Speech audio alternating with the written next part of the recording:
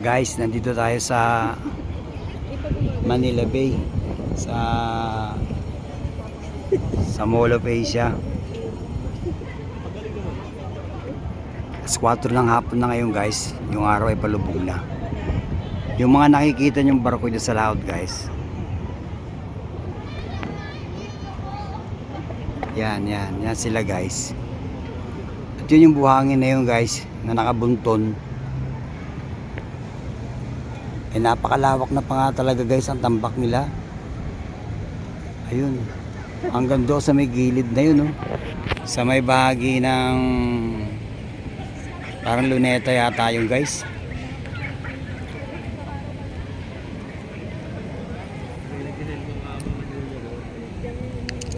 Daming barko nakatenga guys, oh. Ito yung pinagdidibatihan ngayon na mga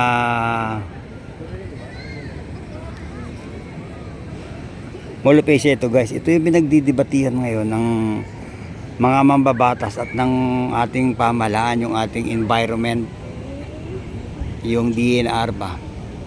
Kasi itong tambak na gagawin nila ay walang kasiguraduhan kung ano magiging epekto nito sa siyudad ng Maynila at ng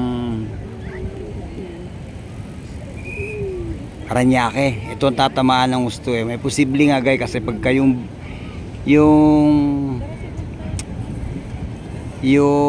tubig, ulan at yung high tide ay nagsabay, wala nang ang dadaanan ng ang tubig, baha. May posible nga magkaroon ng malaking pagbaha sa Manila, pero hindi tayo sigurado ron dahil hindi naman tayo ang kinaukulan, tsaka hindi naman ako dalubhasa patungkol dyan. Pero sa akin pananaw guys, may posibleng magkaroon talaga ng malaking epekto dahil ang volume ng tubig haharangin ng tambak na ito ay sadya pa lang napakalaki guys Ayun guys, kung titingnan nyo, ayun. Yan. Abay, napakalawak na halos abot na siya ng para sa tapat ng luneta na yung ang laki na bike, ang laki na guys ng tambak na ito.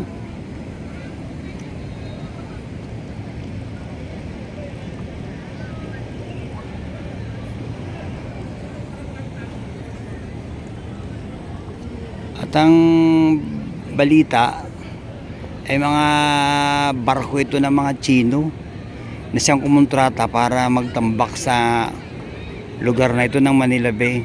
Sa isang banda, magiging maganda ito guys, kasi magiging syudad ito tiyak. Pag ito'y nalatagan na ng lupa at nalagyan na ng mga building, isang napakalaki at napakaganda syudad. Matutulad dito sa Japan, yung Tokyo, Japan. Yung Japan kasi guys, sa may bahagi ng Tokyo, looban din yun Parang Cavite City at saka Cavite City at Manila. Nasa luok siya o looban ba. Ngayon tinambakan ng pamahalaan ng Japan para maging syudad. Ito maganda rin kung hindi magkakaroon ng epekto sa komunidad ng Manila o sa lugar ng Manila at ng Parañaque, dahil hindi, pati nabutas guys, tatamaan pala nito kung sakasakaling hindi maayos yung lagay ng mga lupa o walang tubig na magandang daanan ng tubig ulan ba, maaaring magkaroon nga ng malaking epekto. Pero sana naman pag-aralang mabuti ito ng ating pamahalaan. Pero malaki may tutulong nito sa yaman ng ating bansa. At tiyak na tiyak ko, nagaganda ng gusto ang bahaging ito ng Manila Bay. Kaya lang matatabunan na ito. Guys, hintayin natin yung sunset. Yung paglubog ng araw, hintayin natin. Ito ang inaabangan ng maraming Manileño guys Yung paglubog ng araw. Yan guys. Yan yung araw. Palubog na siya, siguro mga alas 6 ng gabi, lulubog na siya. Ang oras ngayon kaya nasa mga alas 4 ng hapon.